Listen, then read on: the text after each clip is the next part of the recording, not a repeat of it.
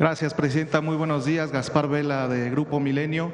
En primer lugar, Presidenta, preguntarle, el día de ayer señalaba esta posibilidad de que el Instituto Nacional Electoral determinara la presidencia de la Suprema Corte de Justicia de la Nación por género. Finalmente, ayer la presidenta del INE, Guadalupe Tadei, señala que va a ser por votos. ¿Está usted de acuerdo en esta interpretación legal que hace el Instituto? Yo dije que había la posibilidad, de acuerdo como estaba la Constitución, que pudiera ser mujer, pero el mismo día de ayer dije, esto le toca determinando al Instituto Nacional Electoral. Y el instituto pues lo que define es que no, que es el que tenga mayor número de votos, y nunca planteamos algo distinto, sino lo que se habla es que este año son 5 mujeres y 4 hombres, porque son 9 integrantes de la Corte. Entonces toca 5 mujeres y 4 hombres. Cuando se vuelva a elegir la Corte, pues tocará 5 hombres y 4 mujeres. Entonces me da mucho gusto que el próximo presidente de la Suprema Corte de Justicia de la Nación sea un indígena mixteco de Oaxaca, un muy buen abogado, muy buen abogado. Tengo el privilegio de conocerlo, no solamente sobre temas relacionados con los pueblos originarios, sino en general. Tiene un amplio conocimiento. Es un hombre modesto, sencillo, pero no por eso con una enorme inteligencia y sensibilidad social. Entonces nos da mucho gusto, la verdad que, a ver si ponen cómo está, si ya quedó el conteo completo del INE. A ver,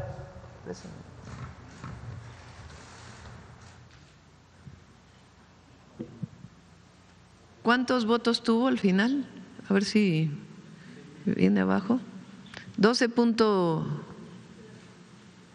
La participación ciudadana 12.91%, o sea, casi 13%. Y las actas computadas. ¿Qué porcentaje de actas son? ¿O de boletas? Aquí está, actas 99.8%, o sea, prácticamente ya terminaron. Vamos abajo. Aguilar Ortiz Hugo, votos 6.078.082 votos. Solo Hugo sacó más votos que el PRI en el 2024.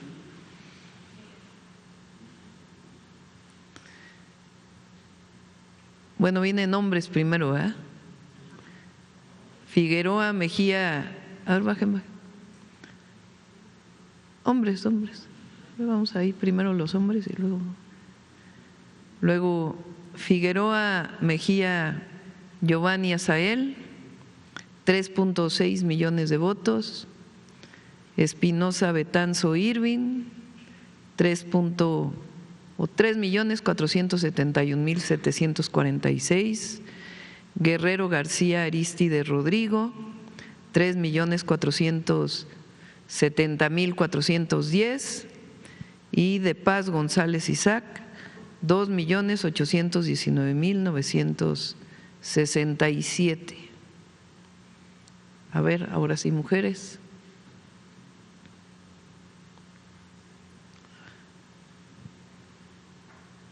Batres Guadarrama Lenia, también creo que tuvo más votos que el PRI, 5.744.290. Esquivel Moza Yasmín, 5.194.044. Ortiz Alf Loreta, 4.919.043.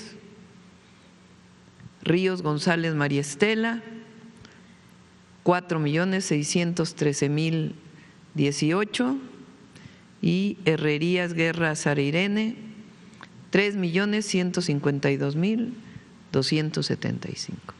Ese es el resultado de la votación, y el presidente de la Corte es Hugo.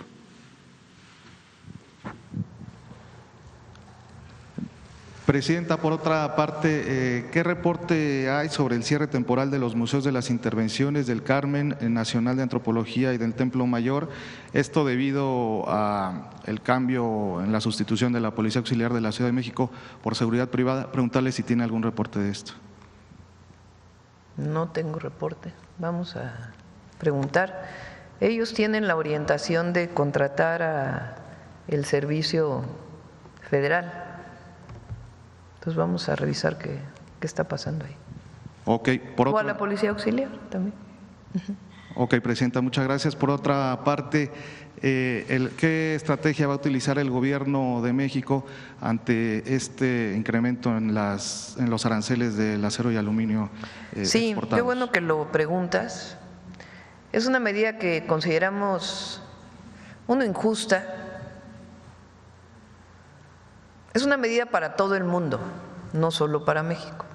Todos los países del mundo se eleva el arancel, con excepción de Gran Bretaña, que se queda en 25%.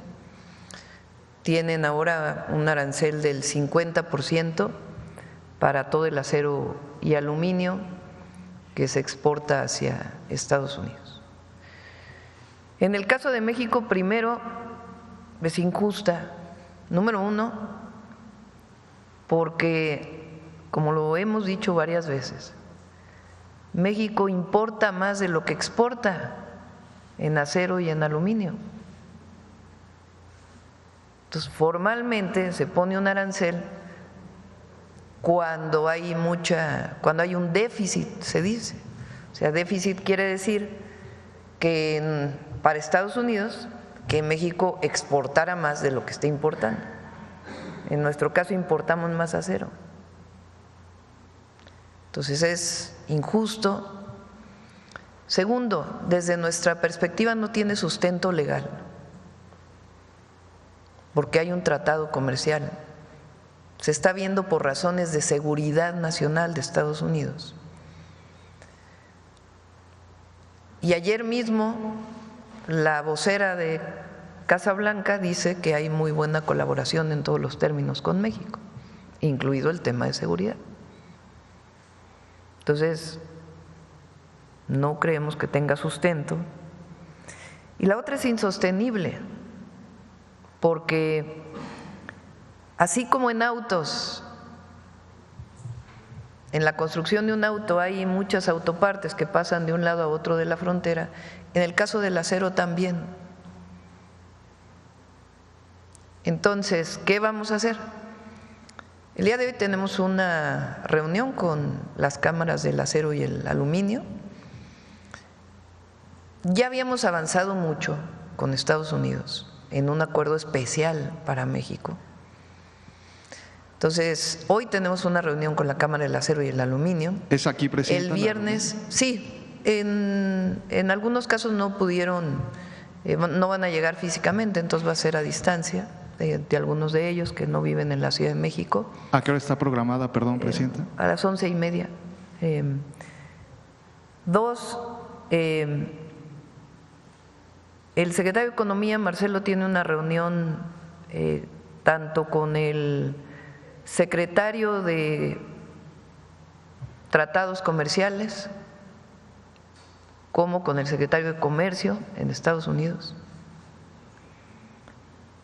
Y si no hay un acuerdo, pues ya nosotros estaríamos anunciando la próxima semana. Porque nuestra responsabilidad, primero, es proteger el empleo a las y los trabajadores mexicanos.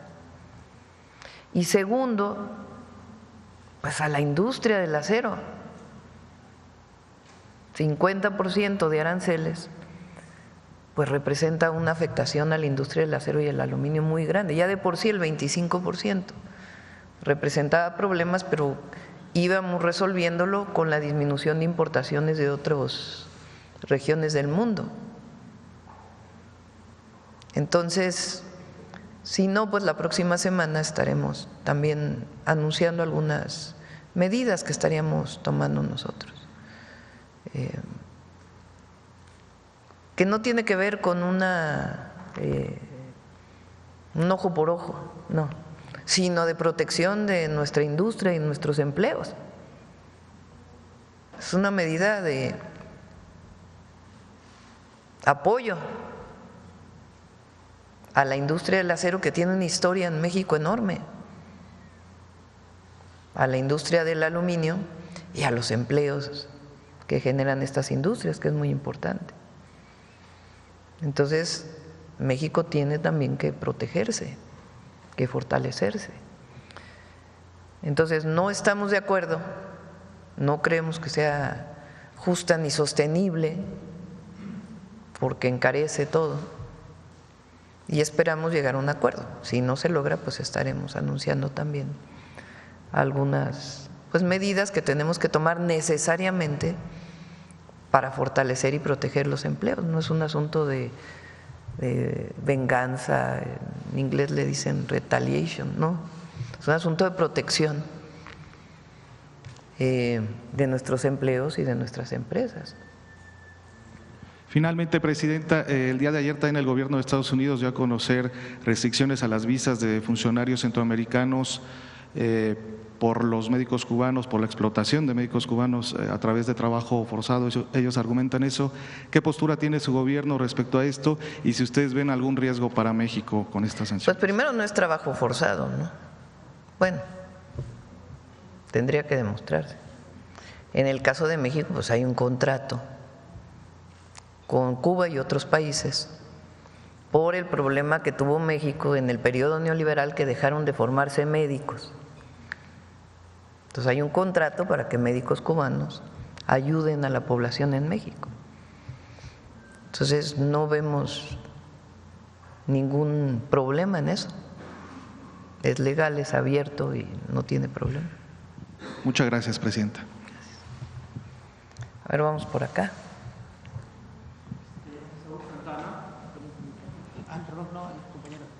Vamos acá y luego vamos contigo, Saúl. Ajá. Nos ha dado tiempo de terminar toda la fila de adelante estas mañaneras, así que. Buenos días, Presidenta Elia Cruz de La Hoguera. Presidenta, hace un momento comentaba ya la nueva integración de la Corte. ¿Qué le parecen estos 9 perfiles que van a integrarla? Muy bien, muy bien. Lo decidió el pueblo, lo que decida el pueblo, y son buenos perfiles. Ellos tienen que dar un ejemplo una vez que entren a la Corte, ellas y ellos, de una transformación profunda del Poder Judicial. ¿En qué sentido esta transformación? De que haya justicia para todas y para todos en México. Tienen que dar ejemplo de austeridad comparado con la parafernalia del poder actual, desde mi punto de vista. Tienen que dar ejemplo de profesionalismo, de impartición de justicia. Tienen que dar un ejemplo de que hay cambios, de honestidad, de honradez, de transparencia. Hoy son elegidos por el pueblo, ahora les corresponde a ellas y a ellos, a partir de septiembre, dar un ejemplo a México y al mundo de que puede haber un sistema de justicia diferente, que no esté basado en grupos de interés, en dinero de por medio, en dar a unos y a otros no. Tienen que constituirse pues en un grupo de mucha presencia, en el sentido no en los medios de comunicación, ¿no?, sino en el sentido de que se note en México que llegó también la transformación al Poder Judicial. Y no es un asunto político, es un asunto de honestidad, de sencillez, de modestia, de austeridad y de impartición de justicia.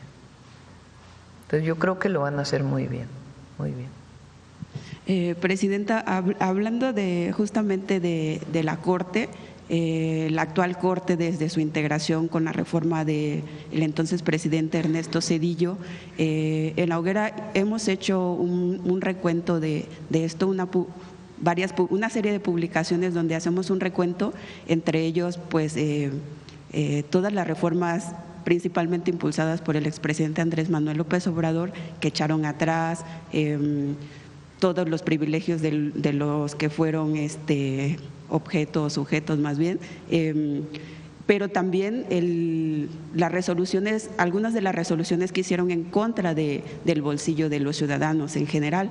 Por ejemplo, el haber permitido que se grabara o se cobrara interés sobre las cuentas bancarias, por ejemplo, el haber permitido o haber declarado inconstitucional cuando la entonces Asamblea del Distrito Federal empezaron a cobrar los estacionamientos en las plazas públicas, en los centros comerciales.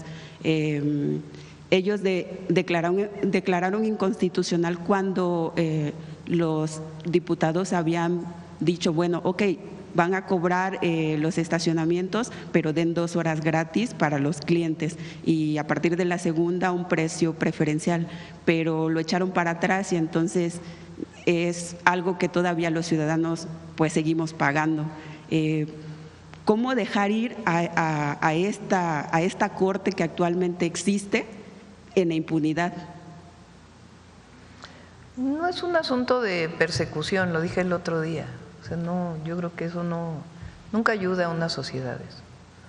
Si en el proceso de entrega-recepción encuentran irregularidades, pues tendrán la responsabilidad de hacer las denuncias correspondientes, administrativas, y si en su caso hay de otro tipo, penales, pues tendrán que hacerlas. Pero tienen que marcar una diferencia a partir de que lleguen hacia adelante.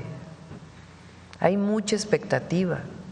Ahora se decidieron las y los ministros, pero vienen magistrados, viene la Sala Superior del Tribunal Electoral, vienen jueces y juezas. Entonces es una nueva generación que desde mi perspectiva tienen que cumplirle al pueblo en el sentido, y a todos, a ellos mismos y al pueblo de México, de honestidad, de honradez y de imparcialidad, y no responder a grupos de interés. Todavía lo dije aquí en la mañanera, un ministro de la Corte quería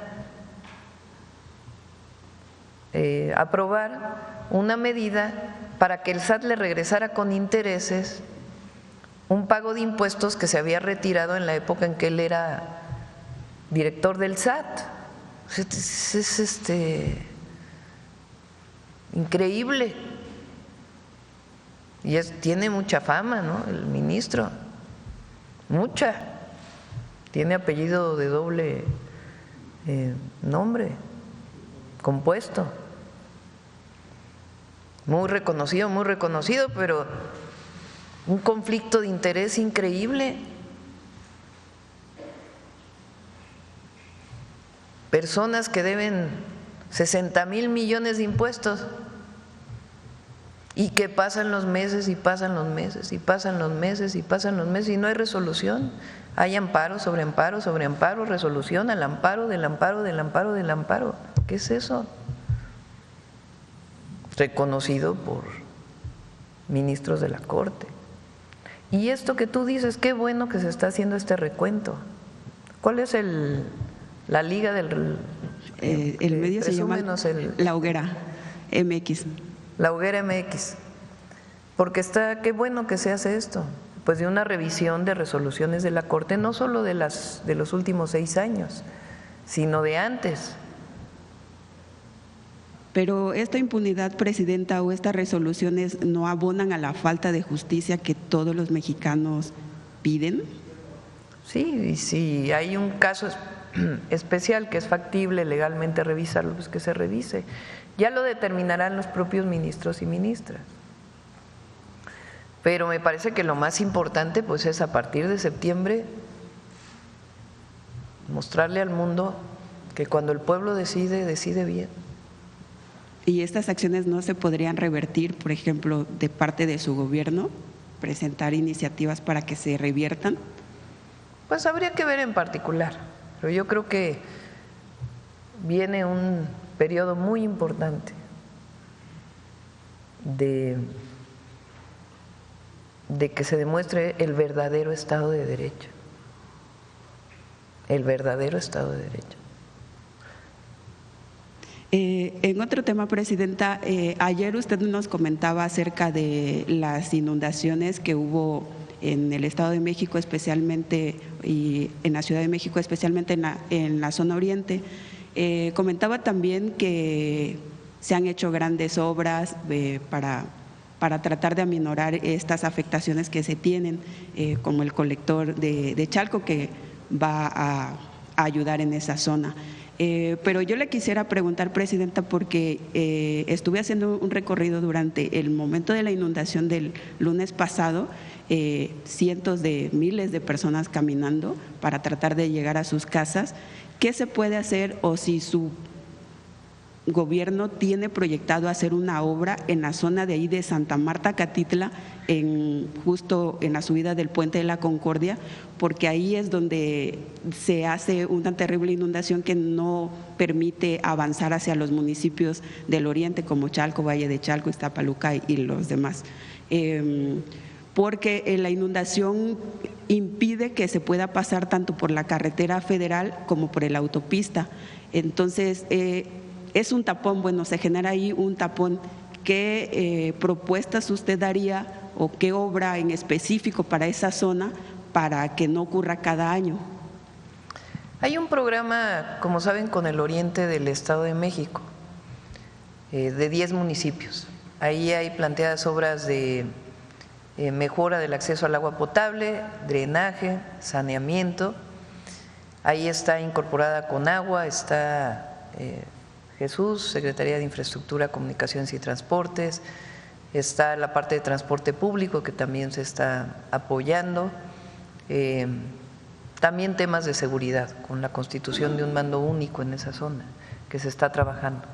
Entonces, como parte de esto se está revisando el tema de las inundaciones en ciertas zonas. Uno de los que pues tenía una urgencia muy grande pues era Chalco, ese afortunadamente ya se termina. Y como ese, pues va a haber otras obras que nos ayuden a disminuir inundaciones que se están revisando en este momento. Y también agua potable. Es un programa muy ambicioso para la zona metropolitana del Valle de México que va hasta Hidalgo, hasta Tula, que tiene que ver con agua potable y saneamiento.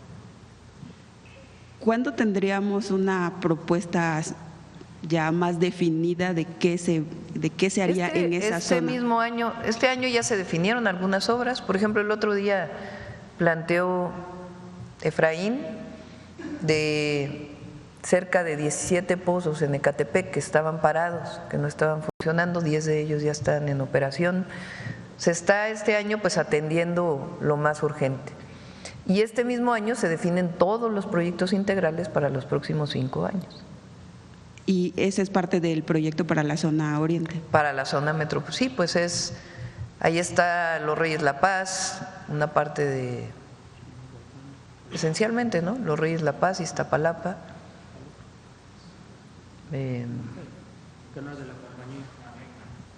Sí, en esta parte de Santa Marta, pues ya es Ciudad de México, Santa Marta, Catitla, pero viene una zona donde un lado está Iztapalapa y del otro lado Los Reyes La Paz. Ahí hicimos, cuando fui jefa de gobierno, hicimos un pequeño puente, el Emiliano Zapata, que se puede ver por debajo del trolebús elevado, porque hay una colonia, Emiliano Zapata justamente, de la alcaldía Iztapalapa, que fue creciendo y toda la colonia salía por una alcantarilla de agua por debajo de la carretera que viene de Puebla. En la Virgen. Entonces se hizo ese puente y ahora todo el trolebús elevado se hizo justamente este cruce en Santa Marta, Catitla. Y ahí también se están haciendo planteamientos para acceso de agua potable, que son zonas con problemas de acceso a agua potable, y drenaje o saneamiento. Ese día del recorrido ya nomás quisiera expresarle ese sentir de las personas. Había miles de gente caminando desde Metro Guelatao hasta La Paz, 9.1 kilómetros tuvieron que caminar para llegar a tomar otro transporte para dirigirse a sus casas. Había gente muy enojada, pues hay gente resignada también porque decía cada año es lo mismo, aunque digan que son lluvias atípicas, es algo que se genera siempre y no se tiene una solución. Y entre ellos había una señora que se quejaba amargamente de usted, decía que usted estaba acostada en su cama mientras ella estaba caminando como peregrino, decía. Entonces, yendo más como para que lo tenga presente, presidente. Sí, a ver, por supuesto que cuando ocurre una situación así, pues hay enojo. Le pasa a uno si se queda 2 horas detenido en el tránsito, si tienes urgencia de llegar a tu casa, pues sí hay frustración y enojo, y se entiende.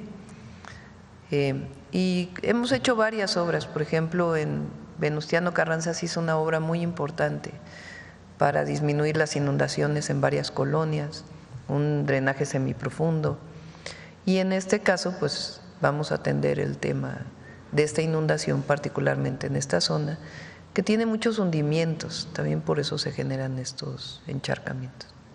En un último tema, presidenta, ayer la CENTE rechazó asistir al diálogo con la Secretaría de Gobernación porque dijo que se iba a reunir con sus bases y que hoy iba a definir si se reunía con la Secretaría de Gobernación y el Secretario de Educación hoy.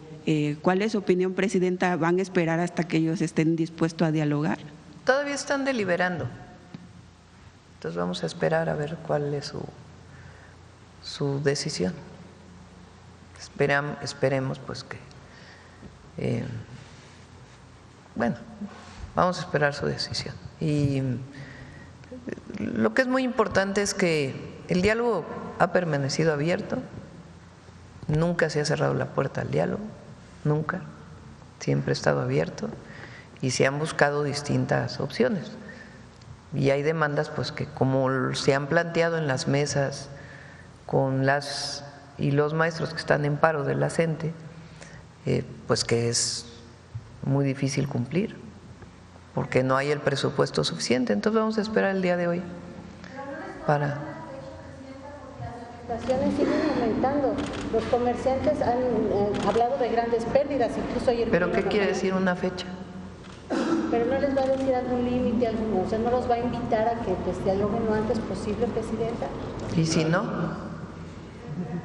El diálogo es lo más importante. Entonces no vamos a usar la policía ni la Guardia Nacional para reprimir nunca a nadie. Entonces se busca siempre el diálogo. No estamos de acuerdo, pues no estamos de acuerdo, pero un gobierno responsable tiene que buscar siempre esquemas de diálogo frente a una protesta social. No se adelante, vamos a esperar hoy que… Ayer y antier estuvieron, ¿no?, en Gobernación, sí. Vamos hoy a esperar a ver su resolución. Presidenta, pero si se reuniera con ellos, ¿no desactivaría todos esos movimientos que afectan a millones de… Vamos a esperar. Muchas gracias, Presidenta. Nancy Rodríguez de Oro Sólido y Empuje Migrante, buenos días a todos. Presidenta, ayer usted mencionaba esta carta que nuestros hermanos migrantes están promoviendo en change.org. Ayer tuvimos la oportunidad de hablar con el promotor de esta carta, es Omar Silva, es un hermano migrante de allá de California, pero quería yo comentarle, Presidenta, que esta carta está hecha no nada más de hermanos migrantes que no tienen los papeles. También forman parte de esta propuesta mexicanos que ya tienen allá la nacionalidad, que también trabajan a través de la visa H2A. Entonces, pues me pidió de favor si puedo leer parte, no es muy larga, pero parte de lo que dice esta carta, si usted me lo permite. Adelante. Presidenta. Gracias. Dice: detengamos la doble imposición ilegal a las remesas y protejamos a las familias vulnerables. Senadoras y senadores, es en inglés, pero tengo la traducción, está dirigida básicamente a los congresistas allá de Estados Unidos. Dice: somos familias migrantes, trabajadoras y miembros de comunidades que vivimos en Estados Unidos. Muchos de nosotros llegamos aquí por necesidad, no por elección. Trabajamos arduamente y contribuimos todos los días a la economía estadounidense en sectores esenciales como la agricultura, la construcción y el cuidado de personas. Una parte importante de nosotros reside legalmente en el país, ya sea mediante visas temporales H2A, tarjetas de residencia permanente u otras vías legales. Les escribimos para exhortarles a rechazar la sección 112105 del proyecto de la ley titulada One Big Beautiful Bill, que propone un perjudicial impuesto del 3.5% sobre las remesas que enviamos para apoyar a nuestras familias en México. Estas no son transferencias de lujo, son cantidades modestas que se destinan a cubrir alimentos, medicinas y vivienda. Gravar estos envíos sería castigar a quienes ya enfrentan mayores dificultades. Es importante señalar que las remesas desempeñan un papel discreto pero poderoso en la reducción de la migración irregular, al ayudar a nuestras familias a cubrir sus necesidades básicas en casa. Les damos la oportunidad de permanecer arraigados en sus comunidades, disminuyendo significativamente la posibilidad de que emprendan el peligroso viaje hacia el norte. Las remesas también suelen llegar a los hogares con mayores carencias, muchos de ellos encabezados por mujeres que dependen profundamente de este apoyo. Este impuesto afectaría con mayor dureza a estas familias, empujándolas a una pobreza más profunda y ampliando las brechas de géneros existentes. Además, este impuesto equivaldría a una doble tributación. Ya contribuimos con más de 120,000 millones de dólares anuales en impuestos en Estados Unidos y esta nueva medida nos obligaría a pagar de nuevo, simplemente por ayudar a nuestros seres queridos. Es injusto y violaría el tratado bilateral fiscal vigente entre Estados Unidos y México, creado precisamente para evitar que las personas sean gravadas dos veces por los mismos ingresos. No pedimos un trato especial, solo consideración justa y equitativa. Respetuosamente, millones de personas migrantes y sus familias trabajadoras. Esta es la carta que usted mencionaba el día de ayer, Presidenta. Sí. Y también en la entrevista con él, pues desgraciadamente, Presidenta, siguen los abusos precisamente allá, pero de estos trabajadores con las visas H2A.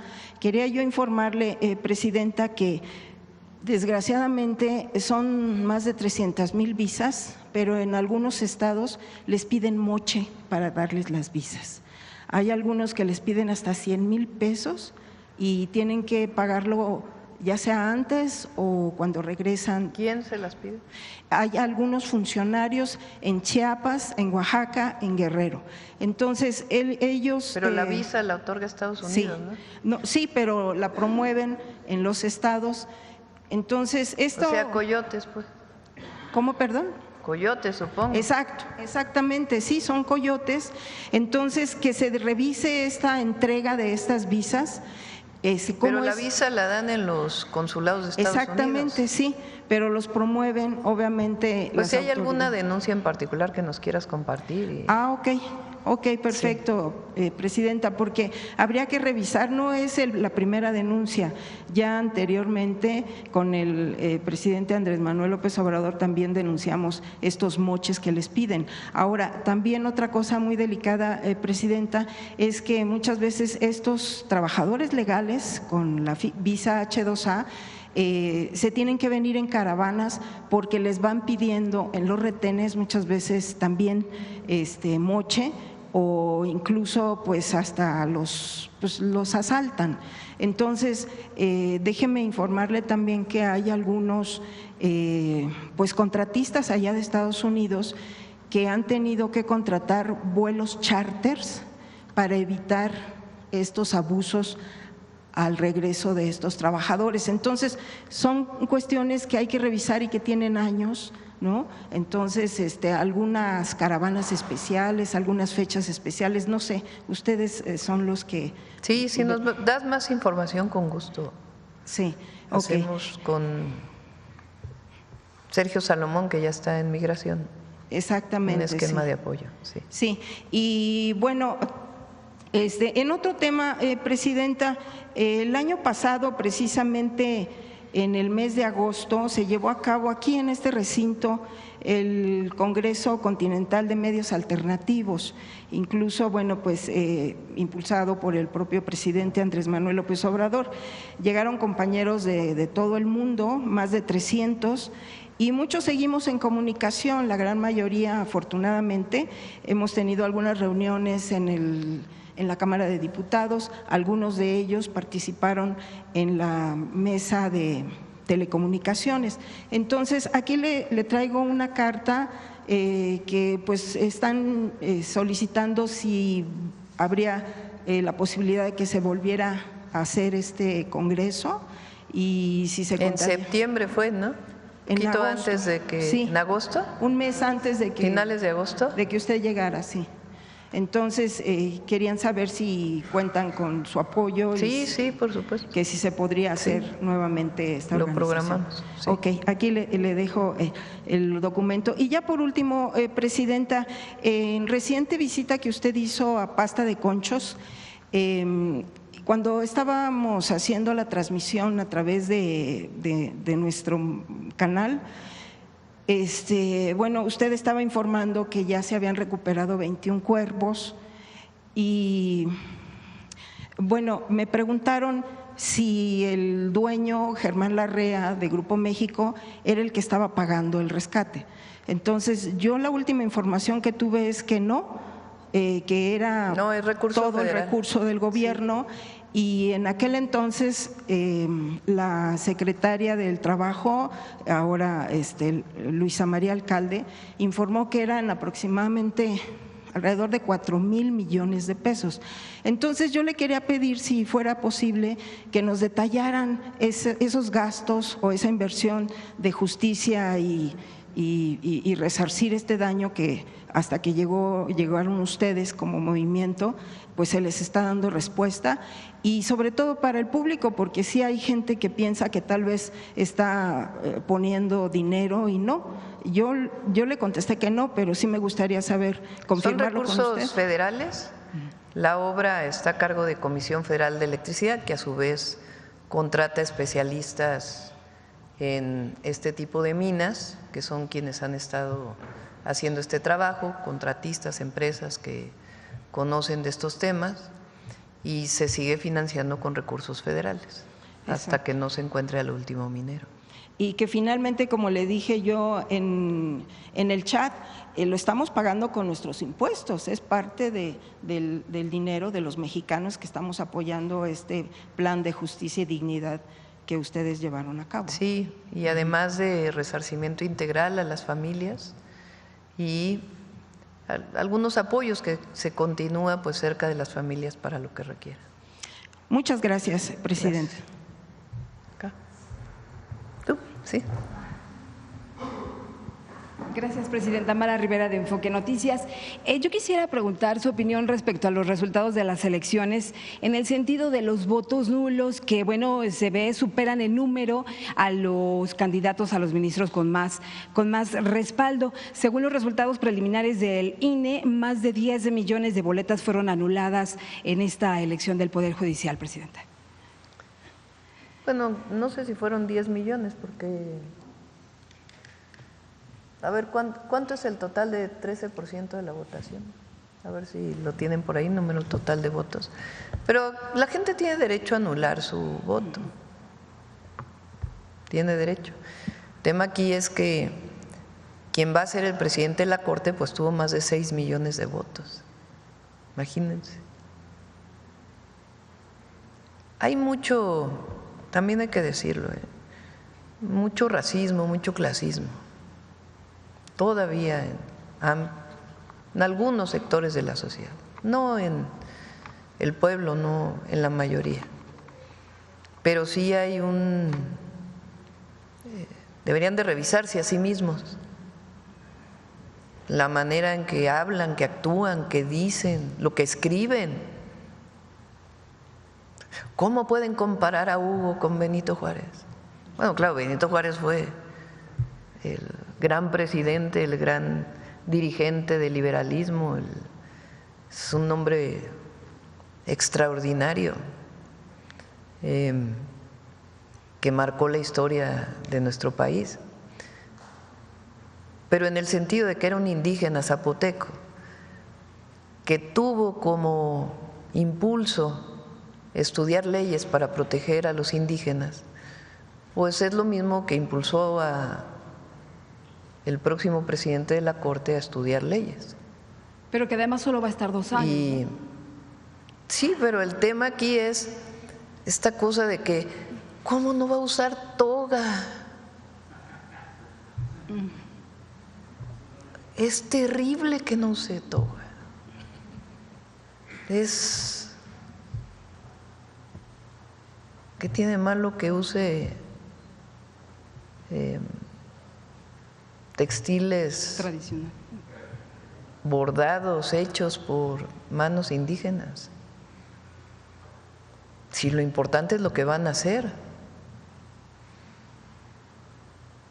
Entonces, en el fondo, hay un profundo racismo, clasismo, que es como algo que les toca internamente de que cómo es posible. Entonces, tienen que hacer una revisión ellos.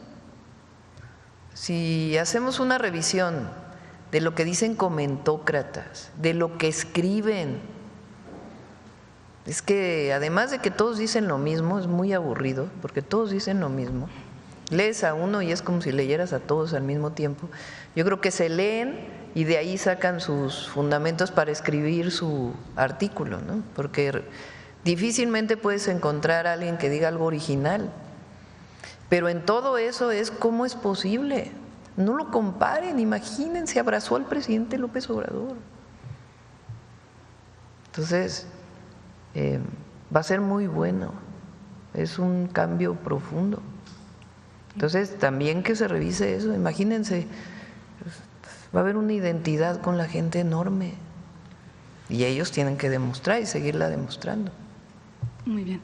Presidenta, respecto a esto que México pedirá a Donald Trump de los aranceles, el 50% que se ha tratado igual que Reino Unido, ¿qué sectores podrían esperar recibir el apoyo del gobierno de México en este plan que tendría para el viernes su anuncio? Porque se esperaría, por supuesto, que se impondrían aranceles a productos estadounidenses, sería lo menos, dado que está violando Estados Unidos este acuerdo que se tiene en materia comercial con nuestro país. Y aquí yo quisiera agregar algunos datos. O sea, las medidas tendrían que ver con la protección de la industria del acero y el aluminio, porque es ahí en donde está la afectación. Entonces, ¿qué se tendría que hacer? ¿Cómo se tendría que hacer?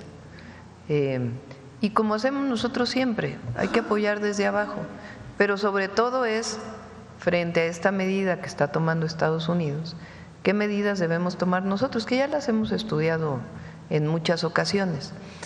Les digo por qué también, porque no es solamente un asunto de, ay, ellos pusieron, nosotros ponemos. Muchos de los productos que tienen acero de Estados Unidos, si nosotros les ponemos 50% de arancel, pues lo encarece. Y eso representa que las cosas se venden más caro en México. Entonces tiene también sus consecuencias ponerlos. No digo que no será tomado en cuenta entre las medidas que hagamos, pero tiene también sus consecuencias. Entonces, por eso es que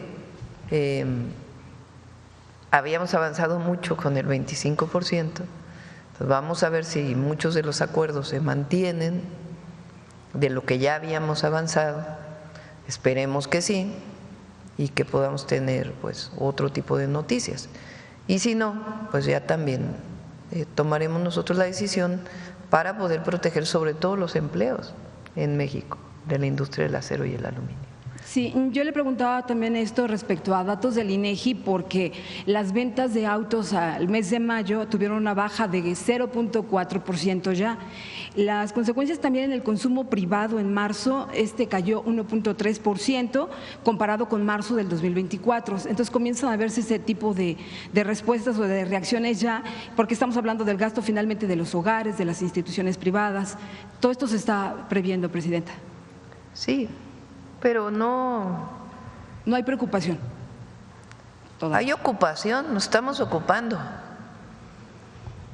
Nos estamos ocupando de esta situación que naturalmente pues impacta en México, pues cómo no va a impactar.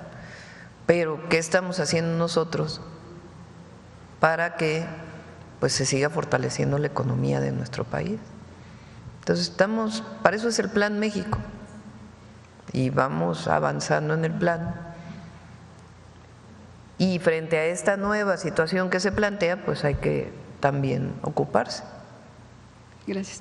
Ahora, también en respecto a estas sanciones de Estados Unidos por la contratación de los médicos cubanos, se dice, Presidenta, bueno, lo que ya aclaró que no es un trabajo forzado, pero que se podrían dar la cancelación de visas. En este caso se habla de funcionarios como López-Gatell, incluso Zoé Robledo, entre ellos.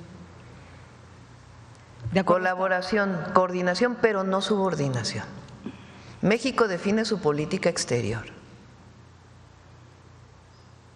como lo dice la Constitución de la República. Si tomó en su momento el presidente López Obrador una decisión de invitar a médicos de distintos lugares del mundo para poder, en su momento en la pandemia, apoyar a las y los mexicanos, y después para atender el espacio de médicos especialistas que México no tenía, producto de una política que evitó que se formaran médicos especialistas en México, política deliberada, pues es una decisión que se tomó para apoyar a las mexicanas y a los mexicanos. Entonces, esas decisiones las toma el gobierno de México. México fue el único país, estamos hablando de hace muchos años, que votó en contra del bloqueo a Cuba.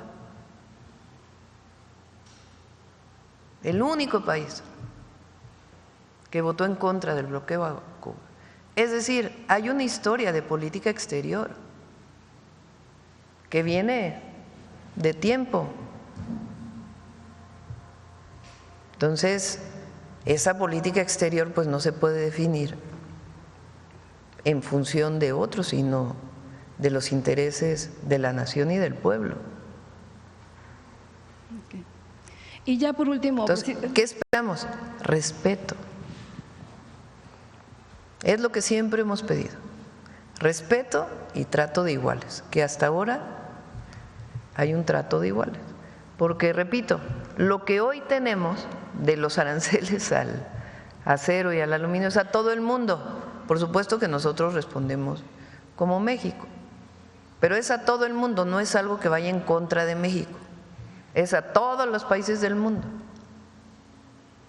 Lo de los automóviles es a todos los países del mundo. De hecho, Canadá y México tenemos algunas características preferenciales, pero es a todo el mundo. Y lo del amago al retiro de visas, ¿ustedes pedirían en su momento pues que se argumente bien que… Viene recuerden que viene el subsecretario del Departamento de Estado, que ya fue embajador en México en el periodo del presidente López Obrador, cuando el primer periodo del presidente Trump, conoce México. Entonces, y fue muy sensible en el momento en que fue embajador. Entonces, pues ya platicaríamos temas. Hasta ahora no se nos echó saber nada en particular para México. Dos cosas nada más, Presidenta. Se dice que la plataforma oficial del gobierno mexicano, la de trabajen.gov.mx, fue víctima de un grave hackeo que dejó expuestos pues los datos del personal, profesionales de miles de personas que aspiraban a cargos públicos en la administración federal. Y la segunda tiene que ver con, bueno, pues… No es ¿cierto? No es cierta esta, no es cierta. Es otra, ¿cómo dices? Fake news. Okay. Fake news. Ajá. Bueno, y la segunda tiene que ver con un grupo de estudiantes, entrevistamos a 2 de ellos, después inmediatamente ya se acercaron un grupo de, pues ya casi eran como unos 10, y ellos, bueno, Paula Palomares, que nos explicaba una residencia de cirugía, la realizaba en cardiotorácica en el INER, cardiotorácica en el INER, denuncia pues que ha sufrido toda serie de amenazas de muerte, violencia de género, falta de apoyo por parte de la administración y de la UNAM, así es que busca ayuda para reubicarse en otros hospitales, completar su especialidad porque estaba a 1 año de terminar, destacando que su caso pues refleja problemas de pues más amplio abuso que no se ha explorado, discriminación y formación y que simplemente se ha venido ignorando. Así fueron relatando cada uno su propia situación, y en el caso de Juan Cervantes, él es ex residente de cirugía igual en Pemex, denuncia acoso, maltrato, que incluso se vino a exponer con todavía la administración del presidente Andrés Manuel López Obrador, pero hasta ahorita, bueno, vuelve otra vez a sufrir esta situación y en pocas palabras pues critican corrupción y falta de ética en la enseñanza médica y que bueno, si el país está carente de especialistas, son varios, ya le digo que van a entregar hoy una carta en Atención Ciudadana que no han podido terminar y que piden apoyo de su parte, Presidente. ¿Todos son del INER? No, unos son de Pemex, unos son del INER, o sea, son diferentes instituciones, pero no han podido terminar. Sí. Luego vamos para acá. Buenos días, Presidenta. Hans Salazar, de Noticiero en Redes. Preguntarle sobre lo que dijo la vocera de la Casa Blanca a propósito de todo este tema, sobre el reconocimiento de las relaciones con México, precisamente porque se ha trabajado bien con usted, la menciona, como presidenta de nuestro país, que ha hecho lo que se tiene que hacer para disminuir el tráfico de fentanilo, que ha bajado, cito sus palabras, vertiginosamente. De aquí ellos consideran sus propias estadísticas, bastante de aquí, de México, hacia Estados Unidos. También mencionan la migración como una mejoría sustantiva. ¿Qué comentario tendría, Presidenta? Pues en efecto hay mucha coordinación y colaboración por interés de ambos países. Siempre dije que no queremos que el fentanilo llegue a Estados Unidos, a los jóvenes de Estados Unidos o a estadounidenses, tampoco queremos que llegue a jóvenes mexicanos ni a ningún lugar del mundo. Pues porque es ninguna droga, pero en particular el fentanilo pues es muy peligroso. Entonces hay mucha colaboración, comunicación, coordinación en el marco del respeto a nuestra soberanía y eso les ha quedado muy claro. Entonces, el objetivo, entre otras cosas, se firmó un acuerdo, un avance cuando el Gabinete de Seguridad con Relaciones Exteriores fue a Washington hace un tiempo. Y el objetivo ahora, cuando venga, si bien el secretario del Departamento de Estado, Marco Rubio, pues es cerrar este acuerdo integral de colaboración y coordinación en materia de seguridad y en otras materias. Nosotros, por supuesto, tenemos también las materias que representan la defensa de los mexicanos y mexicanas en Estados Unidos, la reducción del tráfico de armas de Estados Unidos a México, la atención a las causas, que siempre ha sido nuestra defensa y nuestro punto de vista. Entonces, todo esto estamos buscando un marco global de acuerdos pues con la administración Trump, de tal manera que en los próximos 4 años pues ya no estemos con una y otra cosa, sino que quede perfectamente claro. Por supuesto en materia de seguridad, de migración, pero también de comercio, en el marco del Tratado Comercial Estados Unidos, México, Canadá. Entonces, este acuerdo global pues buscamos que sea el marco de nuestra relación México-Estados Unidos. Y sobre este mismo tema, Presidenta, y a propósito de las llamadas fake news, mentiras, circuló una imagen, un post donde incluso citaban una lista de políticos que se les había retirado su visa por temas de narcotráfico. Sí. Fue desmentida por la embajada. La embajada de Estados Unidos tuvo que… Eso es lo que iba a preguntarle. ¿Qué opina usted de que la embajada estadounidense tenga que desmentir algo que por lo menos replican, si no es de ellos, por lo menos replican la parte de pues más que ataca más, sí, ya no es crítica, sino que ataca con mentiras la presidencia y el actuar del gobierno? Es una actitud muy conservadora, la mentira. Hay mucha hipocresía, mentira en los argumentos. Y la verdad es que son herederos del conservadurismo del siglo XIX, porque desde entonces, y a Madero igual, y ahora pues igual, nada más que se magnifica por las redes sociales, porque el uso de la inteligencia artificial. Imagínense, ¿qué debe haber en un programa de televisión? Ustedes saben cuál es, donde cuando yo salgo a dar un mensaje, ese mismo día con inteligencia artificial cambian lo que digo en mi voz y lo publican. Como chiste. A nosotras también, a varios reporteros nos han cambiado aquí en la mañanera formulando alguna pregunta ya con una historia ahí y que usted… En el mismo lugar. Entonces, con el uso de inteligencia artificial, me refiero a latinos para que no… Entonces usan este esquema donde estoy hablando y cambian mis palabras. Bueno, tienen derecho a criticar, pero ¿por qué este uso? Y no me afecta, en lo más mínimo. Solamente estoy dando cuenta de lo que ocurre. Y después, bueno, hay fraudes, ¿no?, que se hacen como llamando a invertir en algo que pues, ahí puede haber otro tipo de objetivos. Pero esta cosa de noticias falsas, que le quitaron la visa a un gobernador, a otro gobernador, que…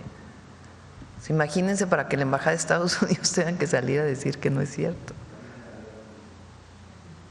Entonces, ¿qué es responsabilidad y seriedad? La libertad conlleva responsabilidad siempre.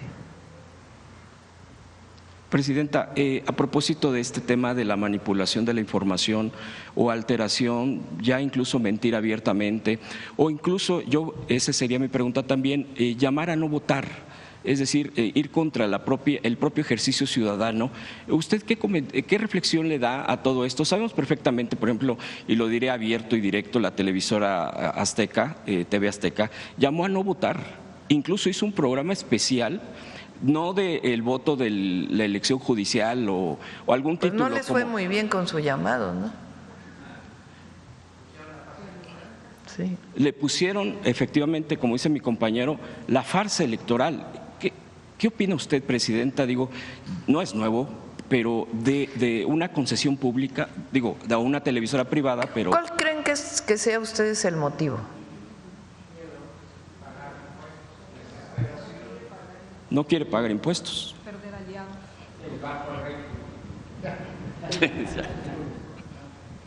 Pues así como que qué impacto tuvo, que voten 13 millones de personas en una elección al Poder Judicial y que el presidente de la Corte tenga más de 6 millones de votos.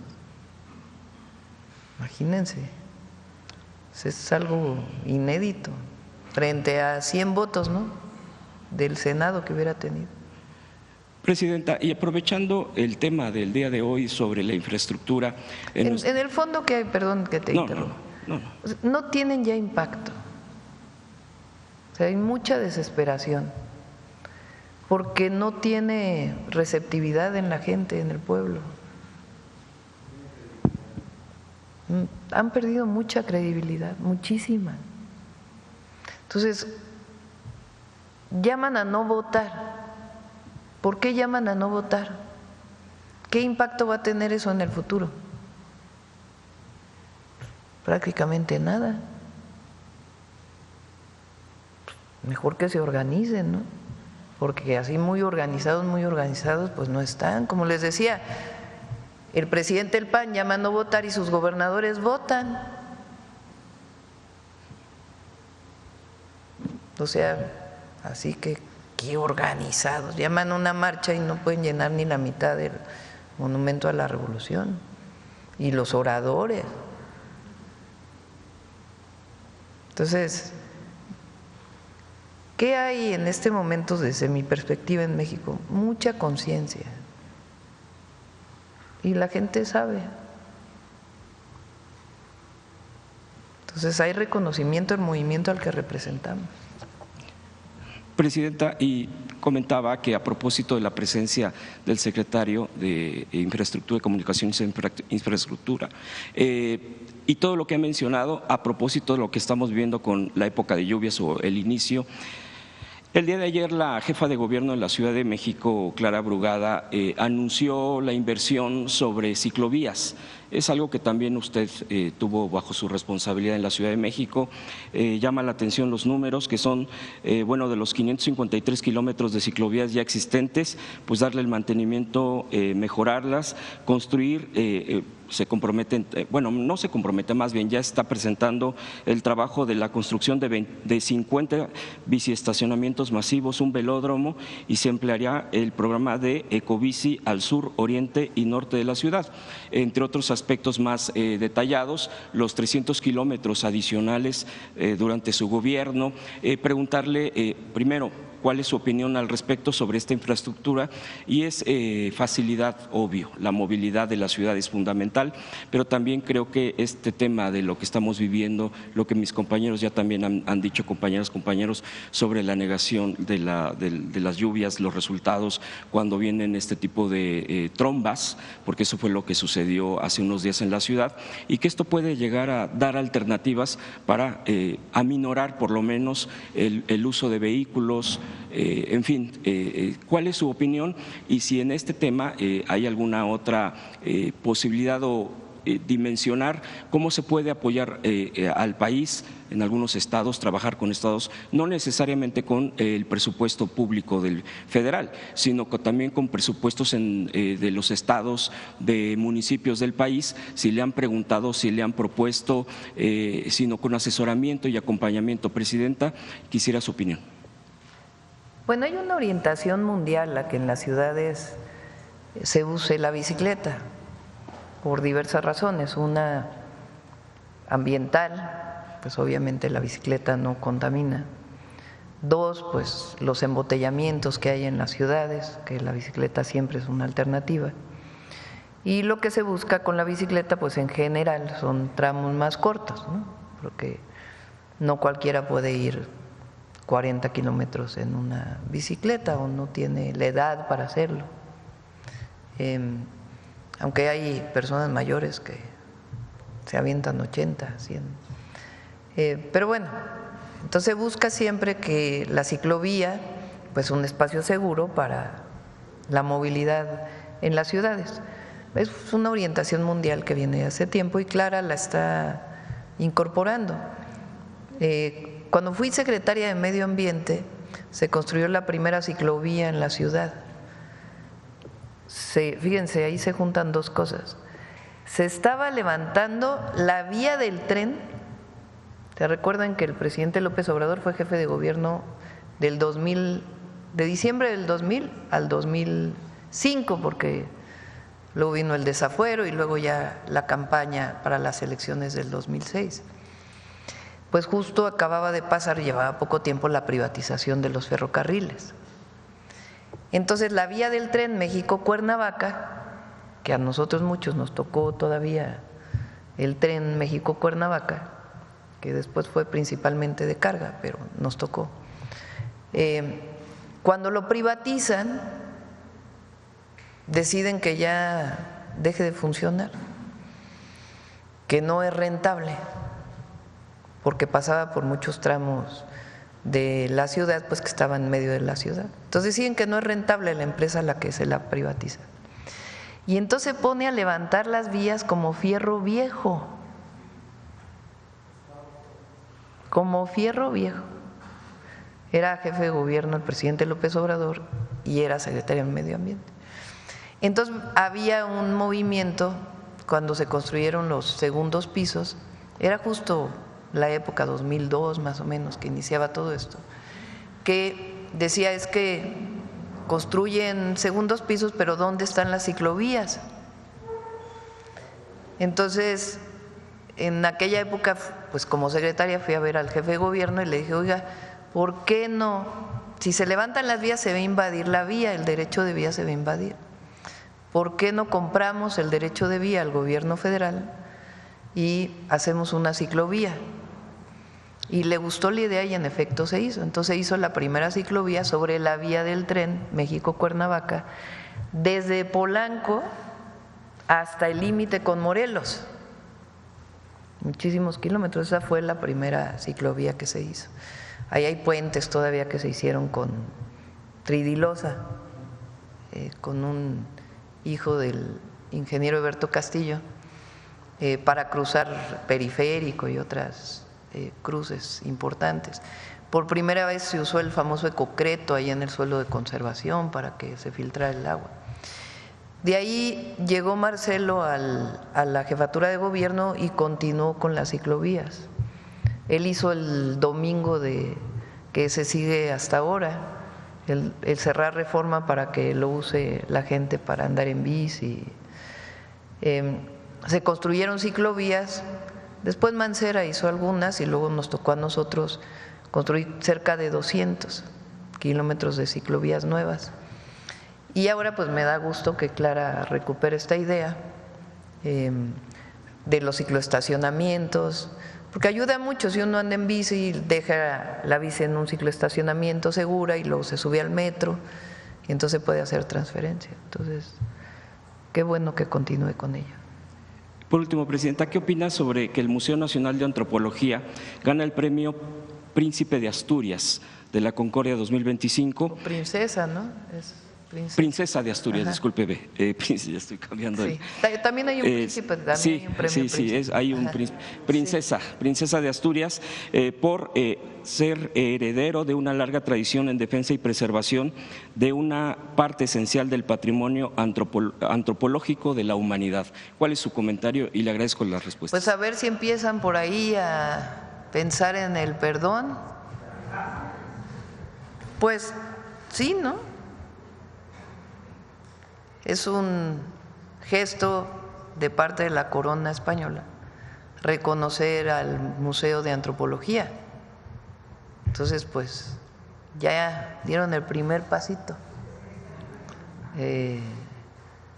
Espero que continúen en este proceso de reconocimiento pleno a los pueblos originarios, a las grandes civilizaciones del pasado, a los pueblos de hoy y a las grandes atrocidades que se cometieron durante la llamada conquista española.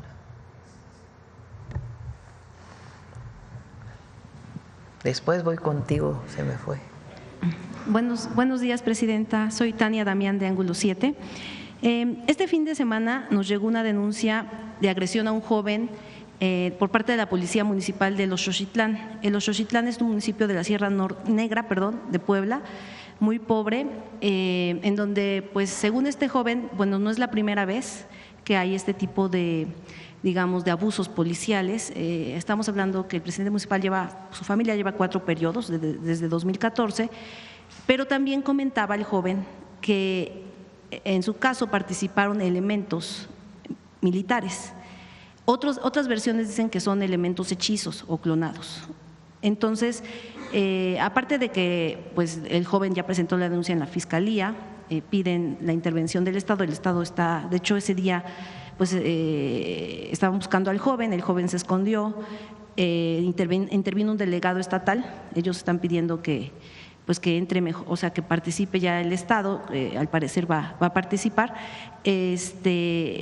pero también causa este tipo de, bueno, la petición de que se investigue, si es así, que participen elementos, digamos, militares, pues presencian, no es que participen, sino presencian, y ellos dicen que hay muchos abusos, digamos, policiales de la policía municipal.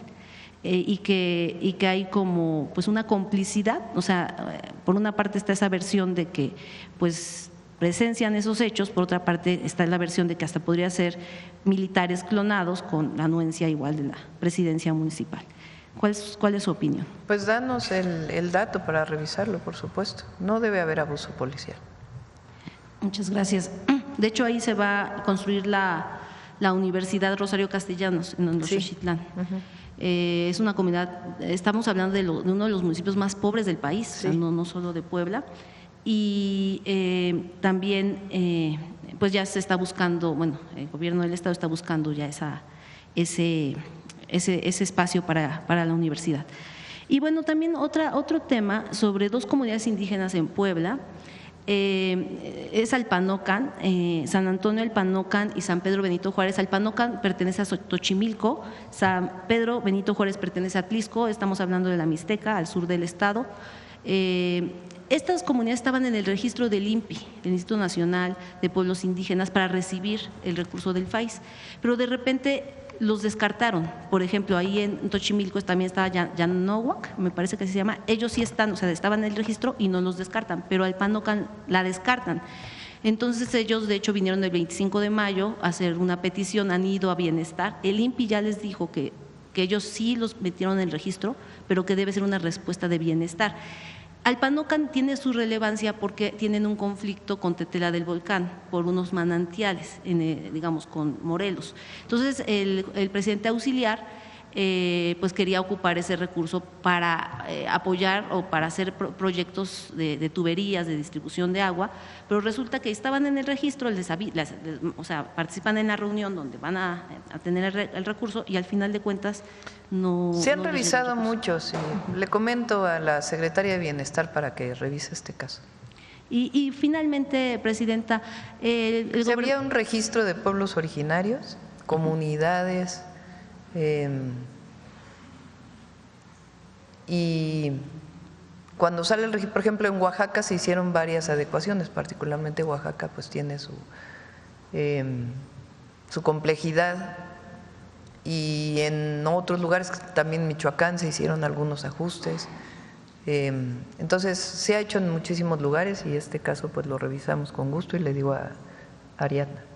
Muchas gracias, Presidenta. Y finalmente, en Puebla se tiene planeado hacer un cablebús, está ya el proyecto en revisión en el INAH.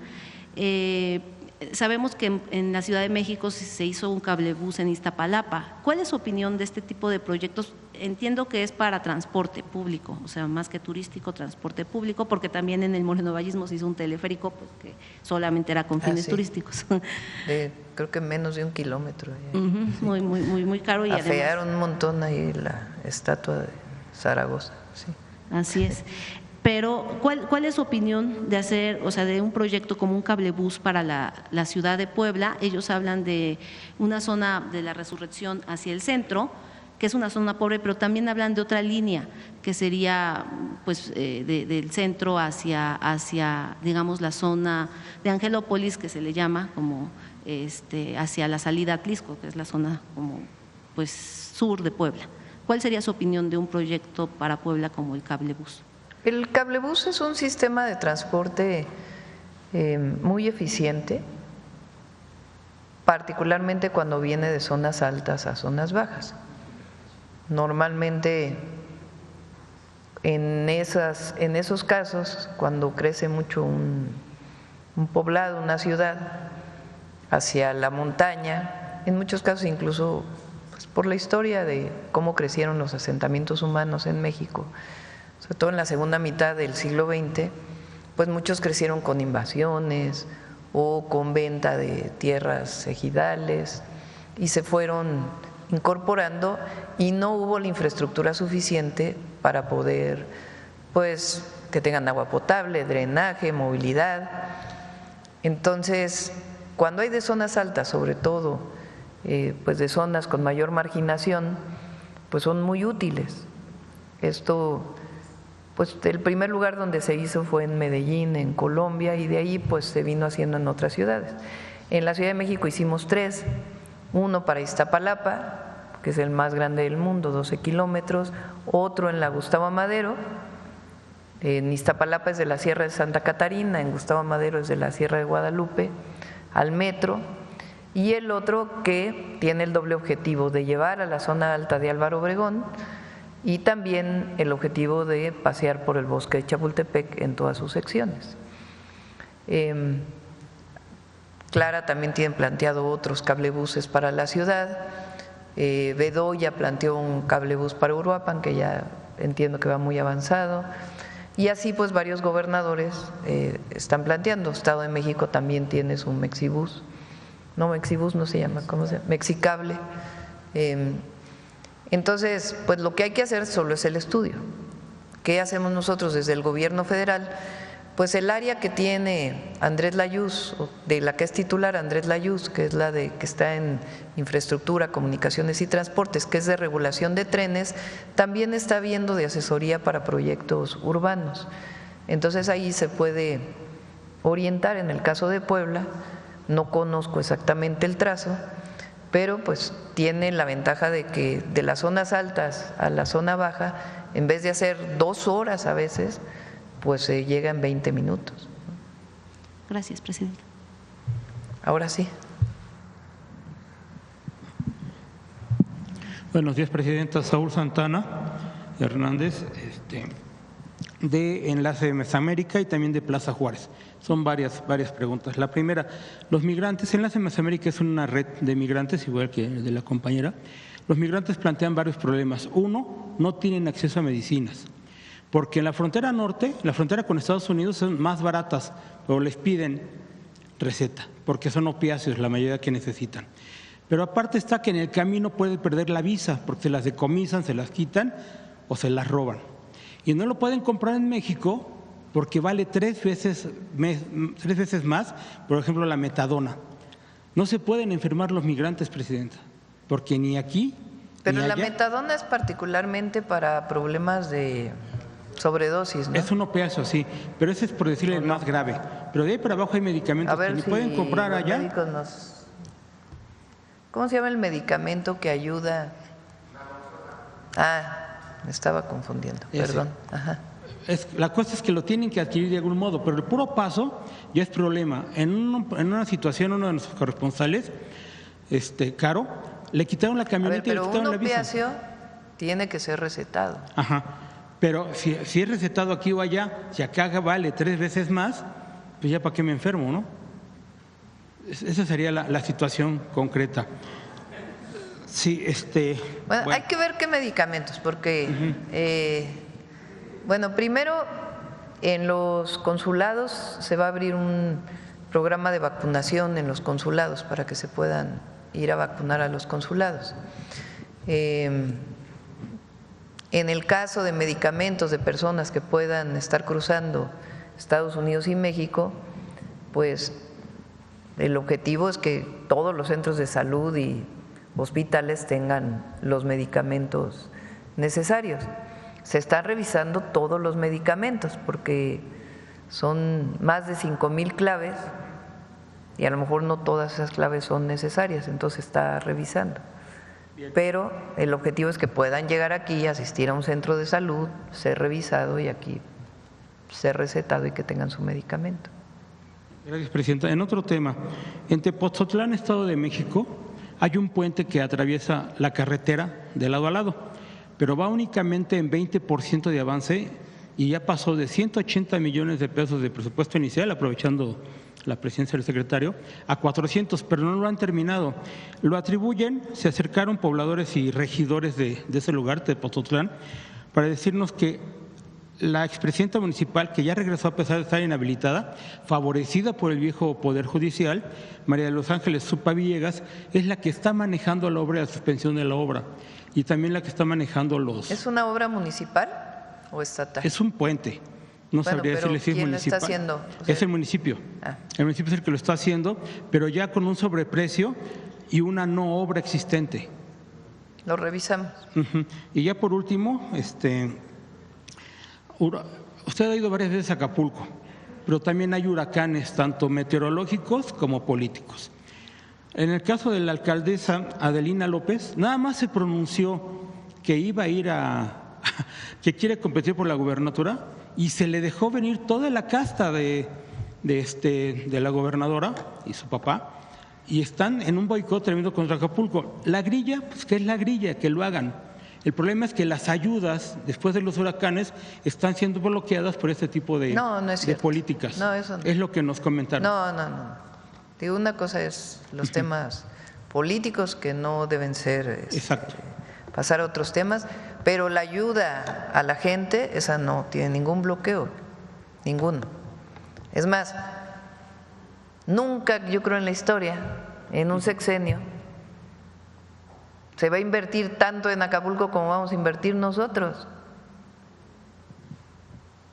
en mejoramiento de Acapulco. Ya Fonatur está ahí, si van a Acapulco es otra condición la recolección de basura, porque hoy en la zona central el drenaje de Acapulco está la hace Fonatur. Se está haciendo un trabajo muy importante de desasolve de ríos, de drenaje, de agua potable, de acciones culturales, que por aquí hay una compañera que siempre nos pregunta las actividades culturales en Acapulco. O sea, se está haciendo muchísimo para Acapulco. Entonces ahora sí que no pueden decir que se están bloqueando los apoyos a Acapulco, todo lo contrario. Y no tiene nada que ver con lo político, sino que Acapulco sufrió 2 huracanes en menos de un año y pues requería el apoyo del gobierno federal, si no, no. Y no solamente para restaurar lo que había antes, sino para mejorarlo integralmente. Gracias, presidenta. Bueno. Un comentario, de la boda del secretario del Bienestar de ahí en Acapulco, de Pablo André Gordillo, que fue fastuosa, y cuando se les está pidiendo que sean pues congruentes, tanto funcionarios como que tengan que ver con Morena. ¿Algún comentario o no sabía? Pues austeridad a todos. Se alejan de la gente luego cuando.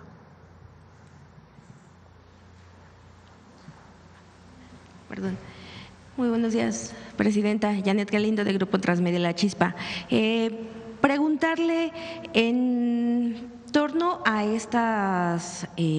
toda esta materia de obras e infraestructura, saber si se tiene una totalidad o un aproximado de a cuántos mexicanos se ha beneficiado. Y también con respecto a la parte que se va a trabajar, que nos comentaban hace rato, Macuspana, el tramo Macuspana-Tabasco, nos comentaba que bueno, este trabajo que se está haciendo va a ser durante un periodo largo. También saber si hay algunas alternativas y bueno, para que tampoco afectar tanto a los locatarios, a los lugareños. Gracias, presidente. Sí, en cuanto a generación de empleos, se utiliza un parámetro que es por cada $1,000,000 invertido, es un empleo directo y 2 indirectos. Eso les da idea. Estamos hablando de este año 53,000 millones, entonces estamos hablando de casi 150,000 empleos. En cuanto a beneficios directos, tenemos lo que llaman TDPAs, el tránsito diario promedio anual, de cada una de estas carreteras y eso es lo que nos da el número de habitantes beneficiados. En cuanto a lo de Macuspana, como vieron, estamos ampliando, o sea, continúan las vialidades, los accesos y tenemos pues afectaciones nada más por seguridad, pero siempre hay paso. ¿Van a hacer cierres parciales entonces? Vamos a hacer, no, en realidad solamente es aislar la zona con la que estamos ampliando, pero hay continuidad. Y un comentario, hablando de ciclovías, también el puente de Fonatur tiene ciclovía, ese es uno de los que es casi 1 kilómetro de ciclovía que estamos incorporando. Y algo que se me pasó a decir, en total han sido 1,450 licitaciones. De esas, creo que 20 son de invitación restringida y el resto son públicas. De esas, llevamos 1,050 ya falladas, el resto están en proceso. Esto suma Capufe con SICT. Okay.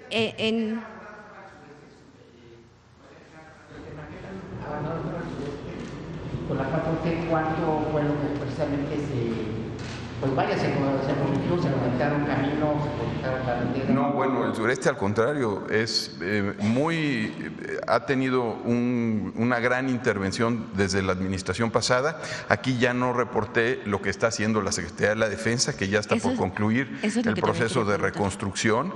Ellos están interviniendo cerca de 1,000 kilómetros en total de diferentes vialidades que se utilizaron en el proceso constructivo de Tren Maya. Para lo del Tren Maya. Pero ya van muy bien, tenemos los reportes, es más, damos seguimiento porque es un convenio entre SICT y la Defensa, ¿sí? y van muy bien, ya está por concluir. Ok, ¿a una fecha aproximada que se prácticamente concluya? Es este mes. En reuniones de gabinete con la presidenta hemos estado dando seguimiento y han estado informando los reportes. Ok, y estas licitaciones que nos comentaba, estas que faltan, más o menos ¿para cuándo terminarán? Es junio prácticamente, si vieron las fechas, lo que nos falta arrancar, todo está para fallarse en junio, que son algunos puentes. Hay que recordar, buscamos también que mucha de la obra se haga por empresas locales. Entonces también eso nos lleva a tener tramos y dividimos por frentes de trabajo, por eso la gran cantidad de licitaciones. Y la mayor parte también caen, ya la nueva ley de obras también tiene un apartado donde indica que en condiciones similares es un criterio el asignarlo a una empresa local, justamente para generación de empleo. Ok, muchísimas gracias, secretario. Gracias, presidenta. Y hablando de otro tema, bueno, pues ya comentaban también los compañeros con respecto a estas lluvias que se dieron en días pasados, que finalmente afectan a mucha gente. Sin embargo, pues también con esto se dio una recuperación en el Cutzamala. No sé si nos pudiera comentar cómo está esta recuperación y, bueno, los beneficios que va a traer. Todavía sigue habiendo incendios, imagínense, en las zonas donde no ha llovido, particularmente en el noroeste. Cutzamala se ha recuperado solo al 50% más o menos. Todavía las presas no tienen una recuperación mayor. Ha llovido pues, principalmente en el centro sureste del país. Donde hubo también problemas importantes fue en una pequeña localidad en Puebla y en Mineral del Oro en Hidalgo, que también ahí pues está apoyando Laura Velázquez y vamos a ver si se requiere un apoyo adicional. Okay. Muchísimas gracias, presidente. Gracias. Vamos con detector de mentiras. Con su permiso, presidenta. Buenos días a todas y todos. Como ya lo mencionó la presidenta, es mentira que la plataforma Trabajo En sufrió un ciberataque y que se vulneraron los datos de aspirantes a empleo. Desde el 31 de mayo, la propia Secretaría Anticorrupción y Buen Gobierno desmintió esta información. También lo hicimos en Infodemia. En el caso de la Secretaría, pueden revisarlo en sus redes sociales. La cuenta de ex es @buengobierno_mx y en el caso de Infodemia somos @infodemiamex. Por otro lado, el coro de jueces, comentaristas, intelectuales, exconsejeros del Instituto Nacional Electoral, expresidentes de la República y medios de comunicación que con mentiras quisieron boicotear la participación del pueblo en las elecciones judiciales, ahora buscan desacreditar el voto popular de alrededor de 13 millones de personas que de manera informada y libre eligieron a jueces, juezas, magistrados, magistradas, ministros y ministras. A pesar de que los observadores internacionales y las autoridades electorales han acreditado la legitimidad de las elecciones judiciales, quienes se opusieron y oponen a que sea el pueblo quien elija a los miembros del Poder Judicial buscan, con mentiras, anular las elecciones y, peor aún, atacan a los electores con discursos clasistas y racistas por el solo hecho de ejercer libremente su derecho a votar. Con discursos de odio, con mentiras, atacan a la democracia y a los demócratas. ¿Por qué? Veamos el video del detector de mentiras de esta semana.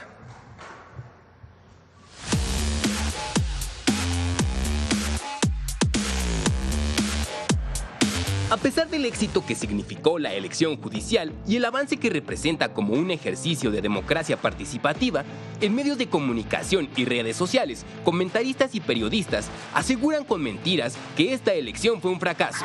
Entre el lunes 2 y el martes 3 de junio, 6 medios impresos nacionales publicaron más de 50 columnas y artículos repitiendo viejas mentiras en contra de la elección judicial. De ese universo, 19 artículos aseguran que la elección judicial resultó un fracaso porque solo participaron 13 millones de mexicanos. Apenas el 13% de los votantes es un fracaso rotundo, se le vea por donde se le vea. El 87% de abstención es un golpe directo a la línea de flotación de la legitimidad democrática de cualquier órgano electivo. 88% de la gente no se paró por una casilla. Fue un fracaso. ¡Mentira! La consejera presidenta del Instituto Nacional Electoral, Guadalupe Tadei Zavala, informó el 1 de junio que las estimaciones de participación ciudadana en la elección judicial eran de entre el 12.57% y el 13.32%, aproximadamente 13 millones de votos. Esta votación supera los 9.6 millones que obtuvo el PAN, los 5.7 millones del PRI y los 6.2 millones de Movimiento Ciudadano en la elección presidencial de 2024.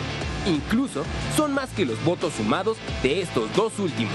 Además, ni la Constitución ni las leyes electorales establecen un mínimo de votos para que la elección sea válida. 2. La elección judicial carece de legitimidad por el uso de notas para apoyarse para ejercer el voto. ¡Mentira! Katia Uriona, jefa de misión de expertos electorales internacionales, quien fungió como observadora internacional de la elección judicial en México, destacó la utilización de notas personales durante la jornada del 1 de junio como un derecho ciudadano de ejercer un voto informado y destacó que los ciudadanos votaron en libertad. Da cuenta también del derecho ciudadano a ejercer un voto informado, pero también puede dar cuenta de que las personas, al menos porque hemos conversado también con la ciudadanía que asistía a votar, hicieron un ejercicio ciudadano, insisto en esto, de revisar las candidaturas.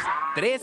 La ONU ordenó cancelar la elección judicial en México. ¡Mentira! La ONU no emitió ningún comunicado relacionado con la suspensión de las elecciones judiciales en México. La desinformación proviene de un comunicado publicado por la JUFED el 30 de mayo, en el que señala que el Comité de Derechos de la ONU admitió una comunicación presentada por esta organización en torno a la elección judicial.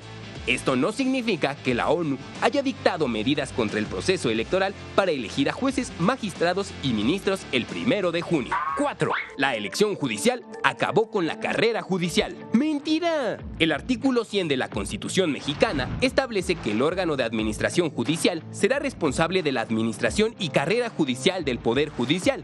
Este órgano determinará el ingreso, permanencia y separación del personal de carrera judicial y administrativo y se encargará de su formación, promoción y desempeño a través de esquemas de capacitación y profesionalización permanentes, en función de las distintas categorías de la carrera judicial.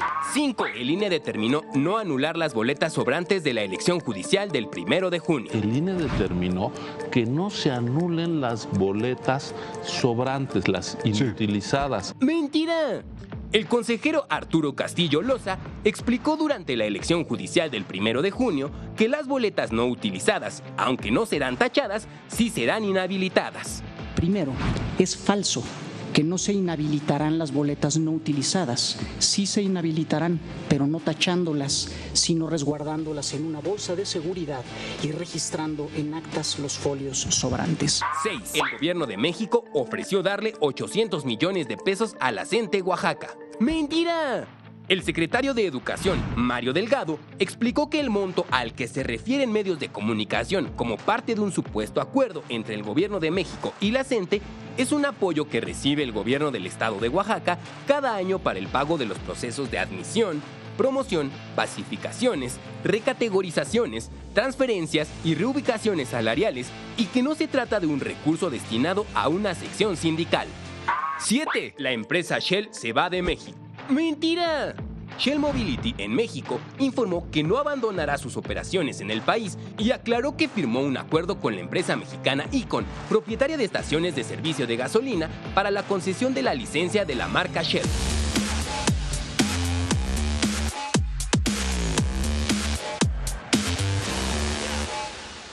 Muchas gracias. Hasta la próxima semana, Presidenta.